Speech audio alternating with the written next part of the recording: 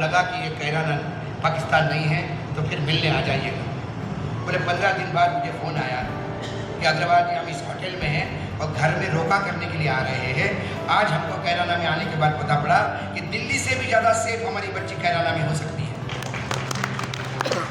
लेकिन कैराना बिका, सब दूर बिका, चिरूर ने भी खरीदा होगा, यहाँ भी हिंदुओं ने सोचा होगा कि कैराना में मुसलमान ने मेरी पाकिस्तान बताया तो मैं देखता हूँ हमारे यहाँ मुल्ला कैसा घूमता है बाहर। किस लिए?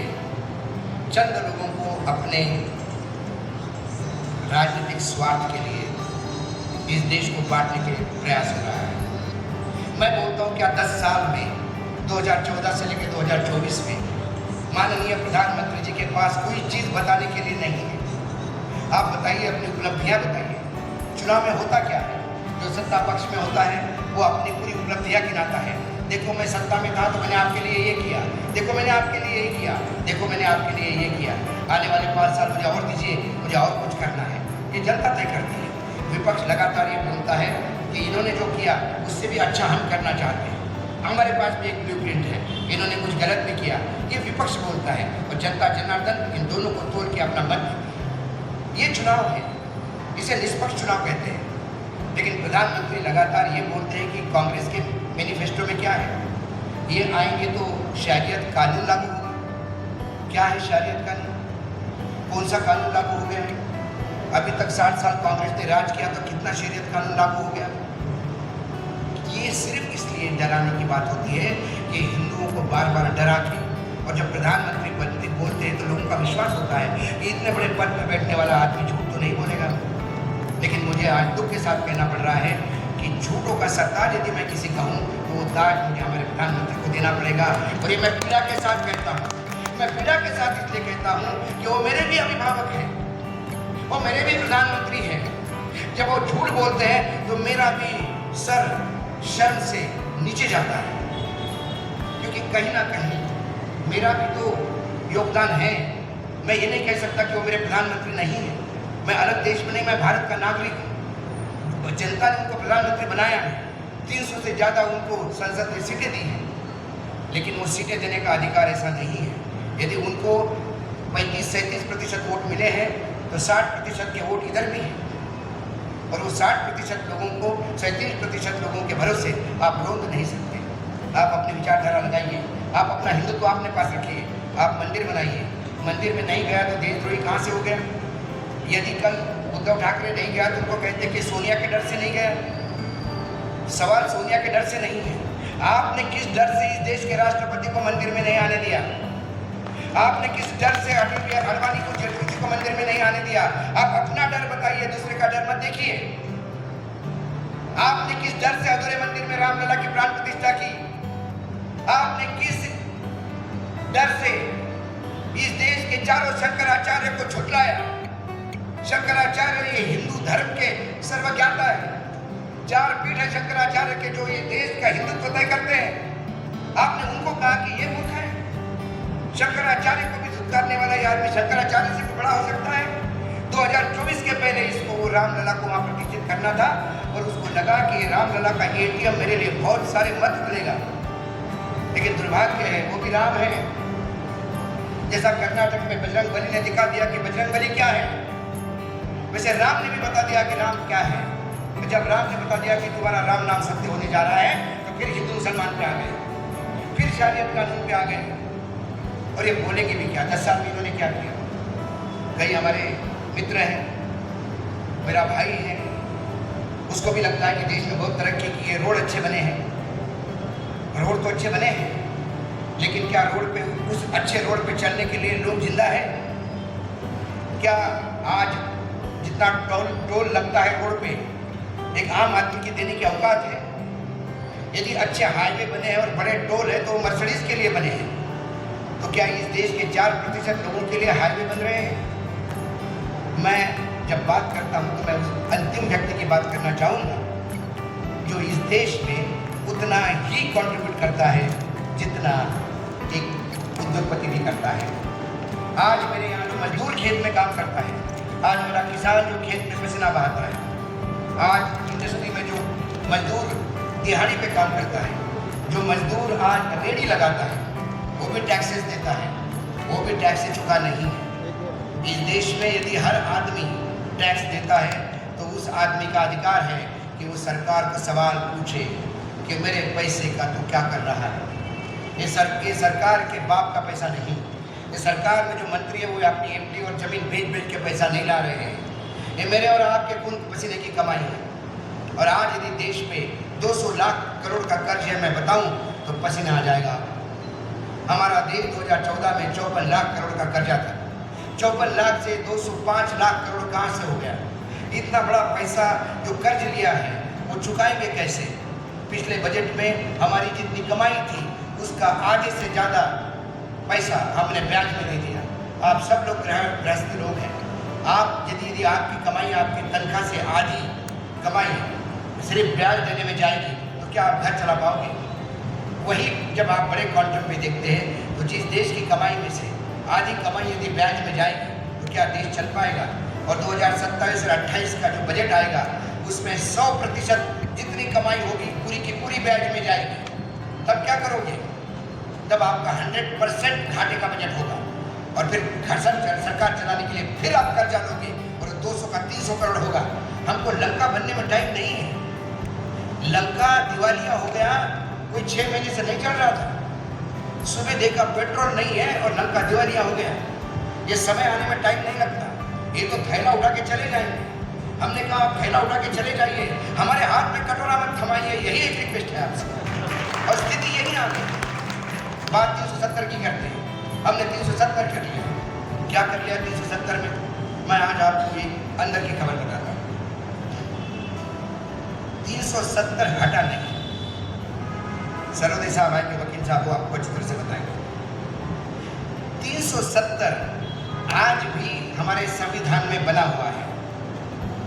इन्होंने 370 का एक सेक्शन डी हटाया है। और वो डी सेक्शन क्या कहता था? वो डी सेक्शन में 2 बातें थी।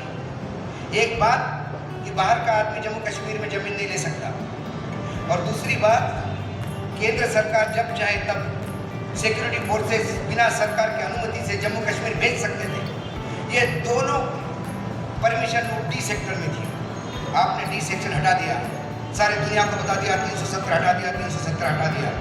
370 आज़ादी के पहले से कश्मीर में लागू था।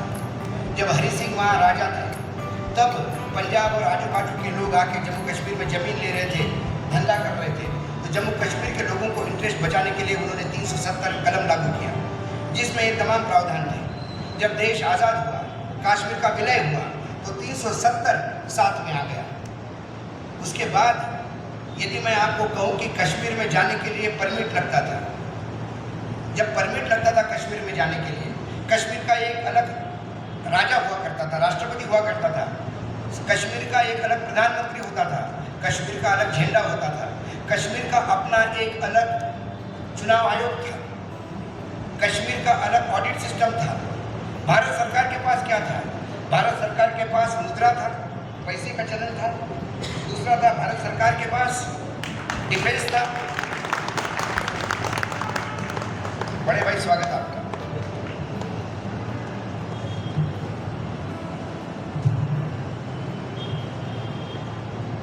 विभिन्न सरकारें आती गई और 370 में 37 बार 370 को धीरे धीरे खत्म किया गया। एक क्लॉज हटता गया, झंडा हटा, संविधान हटा, प्रधानमंत्री हटा, राष्ट्रपति हटा, चुनाव आयोग हटा। चंद्रशेखर के समय अपना सीएजी जम्मू कश्मीर पहुंच गया। सुप्रीम कोर्ट के एक डिसीजन ने, सर मुझे यदि गलत हो तो करेक्ट करें, सुप्रीम कोर्ट ने एक डिसीजन लिया 2018 में, जिसमें ये कहा कि जम्मू कश्मीर की लड़की यदि राज्य के बाहर ब्याहती है तो भी उसका अधिकार रहेगा अपने माँ बाप की प्रॉपर्टी पे। उसके बाद तो सब कुछ खत्म ही हो गया था। 370 खोखला हो गया था। उस दिमाग खाए 370 को आपने धक्का देके गिरा दिया, वो भी नहीं गिरा पाए। एक आपने क्लॉज हटाया और बाद में इनको किसी ने कहा कि अरे मूर्खो, ये जमीन दिलवाने के चक्कर में आपने अपने पैरों पे पत्थर गिरा दिया अब तो आप वहाँ पे पैरामिलिट्री फोर्सेस भी नहीं भेज पाओगे, क्योंकि वही सेक्शन तुम्हें अलाउ करता था। फिर रातों रात इन्होंने तय कर लिया कि अब क्या करें, तो जम्मू कश्मीर तोड़ के अलग अलग केंद्र शासित प्रदेश बनाए ताकि वहाँ फोर्सेस भेजने के अधिकार अपने पास रहे। ये है 370 का सच। और ये बोलते कि हमने 370 हटाया। राम मंदिर सर्वोच्च न्यायालय के आदेश ने किया। इनमें हिम्मत होती तो दोनों सदन साथ में बिठा के अध्यादेश लाते, कानून बनाते और राम मंदिर बना के दिखाते। औकात नहीं थी कत्ल करने की। सर्वोच्च न्यायालय में जब गुहार लगाई, और क्या बात बताऊं, ये तो हमारे न्यायपालिका का भी दुर्भाग्य है कि एक मुख्य न्यायाधीश किसी महिला के चक्कर में अटक गया और उसका पूंछ पकड़ गई सरकार ने, तो बंदर जैसा नाचने लगा। और फिर रातों रात एक साथ लगातार हियरिंग हुई। और यदि हियरिंग, क्योंकि बड़े ख्यातमान वकील बैठे हैं इसलिए मैं लॉ में ज़रा सोच समझ के बोलता हूँ। जब डिसीजन आ रहा था सरोदी जी जब सुप्रीम कोर्ट का, तो मैं बैठा हुआ था एक टीवी चैनल पे और लगातार हम वो डिसीजन सुन रहे थे। तो सबसे पहले सर्वोच्च न्यायालय का वो बेंच कहता है कि न्यायपालिका में आस्था नाम की कोई चीज़ नहीं है, हम तथ्यों पे बात करेंगे। और जब ऑपरेटिव जजमेंट आखिरी पैराग्राफ में आया तब वो कहते हैं कि तमाम लोगों की रामलला में आस्था देखते हुए, मैं सर गुजार रहा था, मैंने बोला पहले क्या बोला, अंत में क्या बोल रहे हो। और आपने वो रामलला को जमीन दे दी, राम मंदिर बन गया, आगे क्या। प्रधानमंत्री ने कहा था कि राम काज हो गया, अब राजकाज करूँगा। अब राजकाज क्या कर रहे हैं आप राजकाज ये कर रहे हैं कि हिंदुओं के मंगलसूत्र को मुसलमानों के घर जबरदस्ती खिंचवा के भिजवा रहे हैं। ये राजकाज है आपका। आप जिस लाल डायरी का जिक्र कर रहे थे राजस्थान में, आज चुनाव में वहाँ आपकी सरकार है, केंद्र में आपकी सरकार है। अशोक गहलोत को खींच के जेल में डालिए यदि लाल डायरी में कोई सच्चाई हो तो। और लाल डायरी में कोई सच्चाई नहीं हो तो आपने फरेब और झूठ परोसा है चुनाव में, ये आप एग्री करो, माफी मांगो उसके लिए। 500 करोड़ का एक एफिडेविट आया था बघेल के खिलाफ। आज बघेल साहब बाहर क्यों है? कहाँ गया 500 करोड़ का एफिडेविट? आज क्यों नहीं बात होती उस पर? क्योंकि ये सब चुनावी झूठे थे, लोगों को भ्रमित करने के लिए समय समय पे इशू लाते हैं। चुनावी बॉन्ड पे बात करके, क्योंकि सरोदी जी आए हैं, मैं ज़्यादा समय नहीं लूँगा। अंत में एक बात बताऊँगा, चुनावी बॉन्ड की बात मैं ज़रूर करना चाहूँगा। वो बात मैं इसलिए करना चाहता हूँ क्योंकि चुनावी बॉन्ड जो चीज़ है, इस पर कोई राजनीतिक दल ज़्यादा बोल नहीं रहा है। उसका कारण ये है कि हमाम में सब नंगे हो गए। 12,000 करोड़ के इलेक्ट्रिकल बॉन्ड आ गए। और ये बॉन्ड का षड्यंत्र कैसा रहा?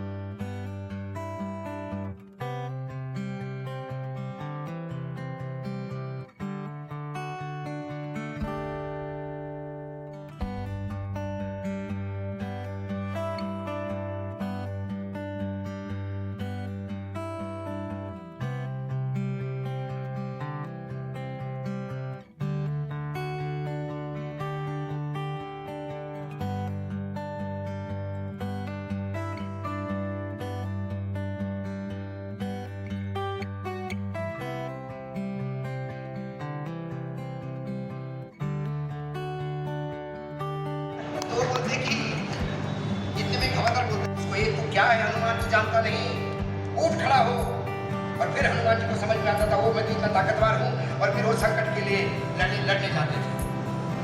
आज मैं जो बोल रहा हूँ, मेरे भाई जो बोलेंगे वो हनुमान चालीसा है, और मेरा हनुमान मेरे सामने बैठा हुआ है, उसे जगने की जरूरत है। आज हनुमान चालीसा आपके लिए है।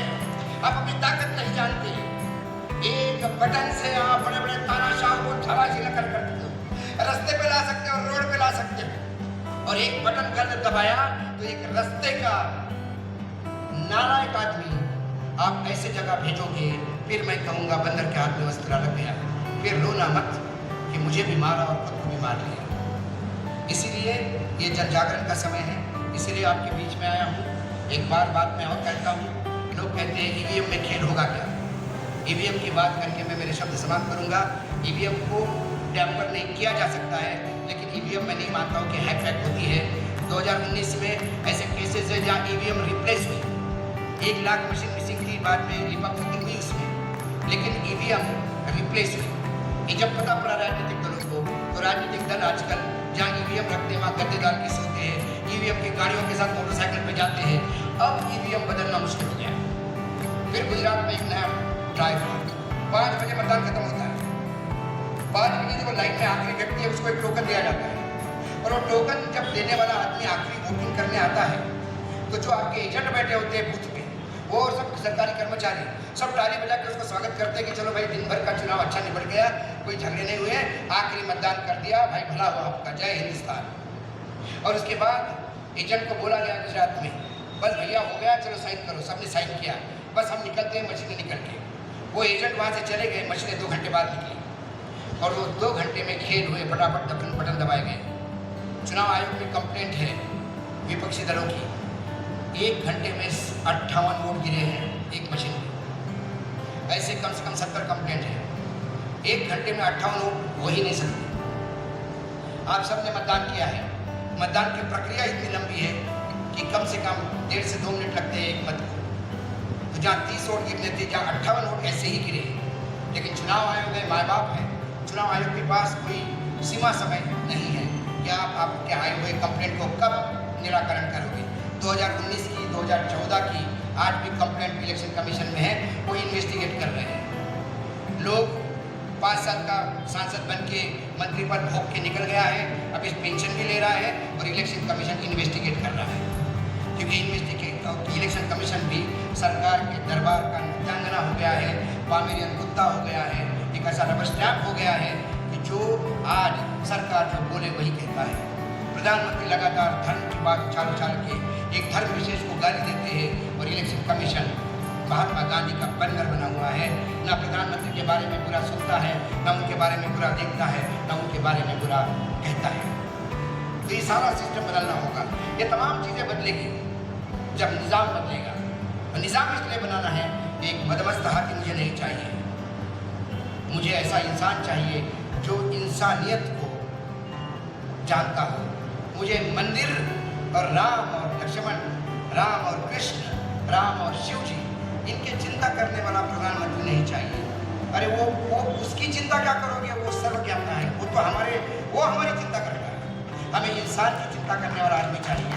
मुझे मंदिर बनाने वाला नहीं, मुझे गरीबी के झोपड़े में दिया जलाने वाला प्रधानमंत्री चाहिए। मुझे 90 लाख दिए जलाने वाला मुख्यमंत्री नहीं चाहिए, क्योंकि उस दिए का तेल लेने के लिए छोटे छोटे बच्चे पुलिस के लट खाते हैं। ये मेरा हिंदुस्तान है, दिए झगमगाते हुए दिया मेरा हिंदुस्तान नहीं है। ये वास्तविकता है, वास्तविकता में जीना होगा, इसलिए बदलाव की बात करता हूँ। आपको एक चांस मिलेगा, फिर से हाथ जोड़ के ये मत कहिए कि कुछ होने ही नहीं जा रहा है तो चुनाव वोट क्यों दो। वो आपका अधिकार है, और वो अधिकार आपको बाबा साहेब आम्बेडकर ने दिया है, वो अधिकार संविधान समिति ने दिया है, और उसी अधिकार के तहत आपको जाके उसी उम्मीदवार को चुनना होगा जो मर्द का बच्चा होगा, जो आपकी वेदनाओं को जगा देगा, जो आपकी बात सुनेगा, जो आप में से होगा। ऐसे उम्मीदवार को चुनाव मत देना कि जो वहाँ जाके yes sir, okay sir, bye sir करके नीचे मुंडी करके सिर्फ आदेश देगा। आदेश लेने का समय चला गया, अंग्रेज और शहनशाह चले गए, सब डूब गए। अब हमारा खुद का सरकार है, हमारी अपनी सरकार, government by the people, of the people, for the people. ये सिर्फ मुहावरा मत बनने दीजिए, इसको यथार्थ की धरातल पर उतारिए, और ये उतारने के लिए अच्छा उम्मीदवार देना है। इसलिए मैं किसी उम्मीदवार का नाम नहीं लेता, लेकिन इतना ज़रूर है, ऐसे आप जानते हो उम्मीदवार आपके बीच में रहते हैं, आप मेरे से ज़्यादा चीज़ों को जानते हो। मैं तो सिर्फ हनुमान चालीसा पढ़ने के लिए आया था, वो आपके सामने पढ़ी।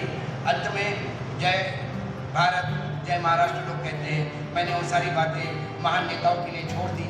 उन नेताओं को महान करना पड़ता है, चाहे कितने भी फ्रॉड हो, कितने भी बिकने वाले हो, भोके के भोके हो, मक्खन खाने वाले हो, सत्ता के लिए अपना जमीन बेचने वाले हो, लेकिन वो नेता है और नेता हमेशा कुछ लेता है, देता कुछ नहीं है। तो आपको इसका भी ध्यान रखना होगा। इसलिए मैं जाने के पहले इतना ही कहूँगा, जय संविधान, जय लोकतंत्र।